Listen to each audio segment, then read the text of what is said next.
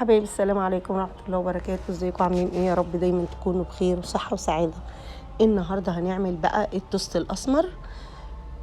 معانا معلقة خميرة، معانا معلقة سكر، معانا نص معلقة بيكنج باودر، معانا ربع معلقة ملح، ومعانا بيضة، ومعايا كمان ربع كوباية زيت. هي مش ربع كوباية، هي أقل من ربع كوباية. تمام. ومعايا بذور الشيا، ومعايا بذر الكتان. هناخد من بذور الشيا 3 معالق، ومن بذر الكتان هناخد 3 معالق.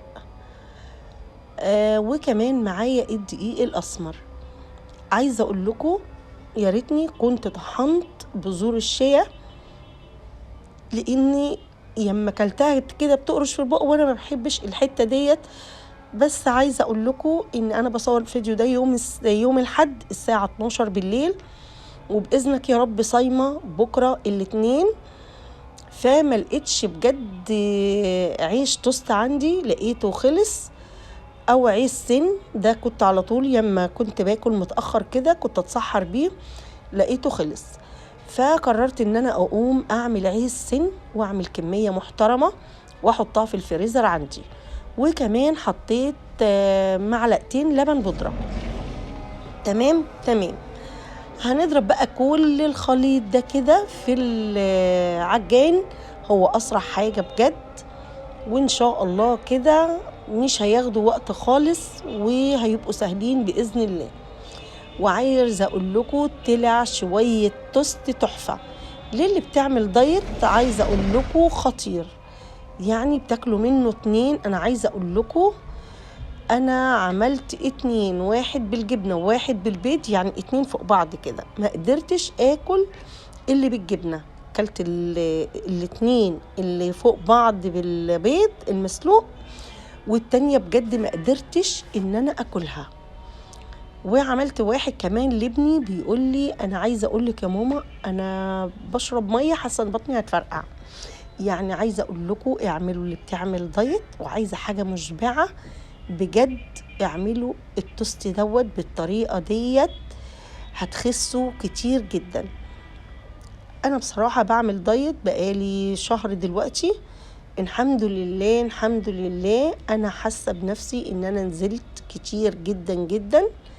بس ما اكدبش عليكم كنت بجيب توست من بره وبجيب عيش سن. فطبعا التوست دلوقتي غلي جدا، الكيس البني دوت غلي قوي.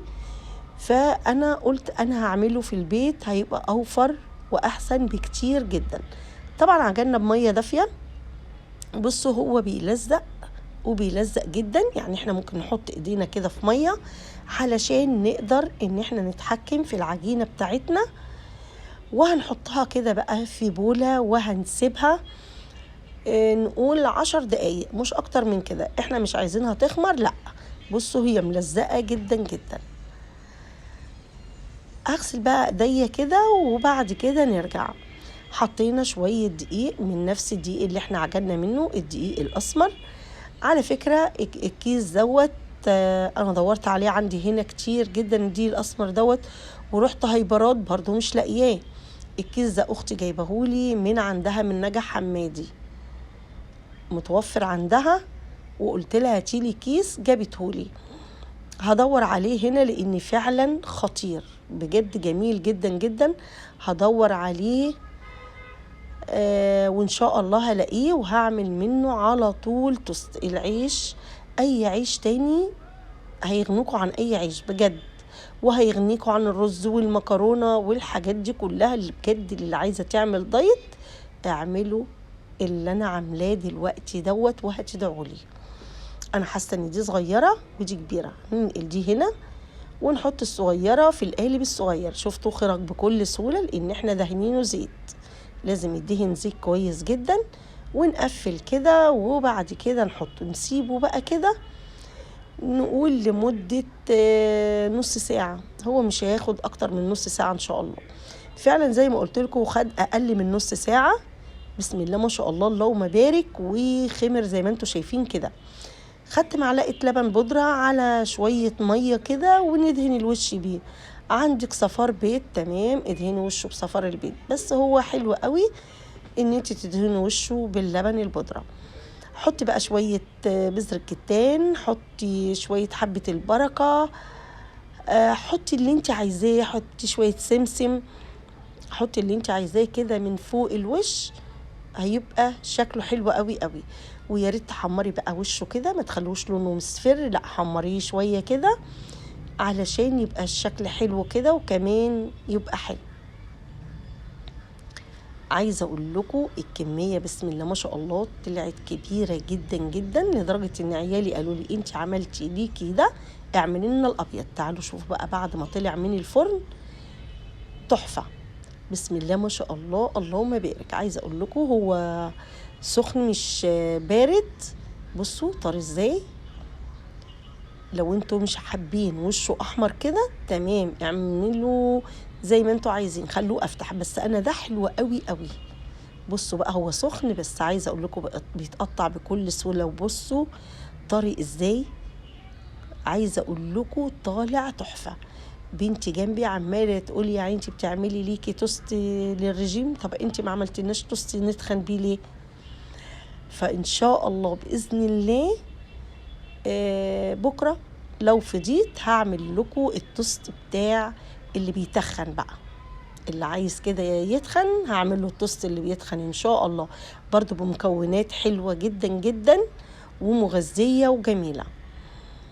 بصوا جميل الكميه، بجد انا مبسوطه منها لانها طلعت كميه كبيره جدا، ما كنتش متخيله انها تطلع كبيره كده وموفره في المصاريف. عايزه اقول لكم موفره قوي. بصوا بسم الله ما شاء الله، عايزه اقول لكم سخنه مش عارفه امسكها، انا المفروض كنت سبتها شويه لكن انا قطعتها هي وسخنه وقلت مفيش اي مشكله. هقطعها بقى كده وهحطها في العلبه بتاعتي، هخلي على قد الفطار. بنتي بصوا مش صابره، بتقول لي تحفه يا ماما الريحه بتاعته جميله جدا. هحط بقى كده في العلبه بتاعتي وهحفظه في الفريزر، ده ما يتسابش من بره، ممكن تحطيه في التلاجة من تحت تمام. بس انا بحب دايما المعجنات بتاعتي عشان احتفظ بيها ان انا احطها في الفريزر اهو كده. عايزه اقول لكم يا جماعه طري طراوه تحفه. احط بقى كده اللي انا هتسحر منه، وبنتي بتقول لي اعملي حسابي معاكي، فالباقي بقى كده هحطه في الفريزر. وقبل ما تاكلي طلعي كده 2، وصدقيني مش هتاكلي غير 2 لان المكونات اللي احنا حاطينها بسم الله ما شاء الله مشبعة جدا، مش هتفكري ان انت تاكلي اي حاجة بعديها. سلقت كده بقى بضاية وحطيت كده في التوست بتاعي، وحط كمان واحدة عليه.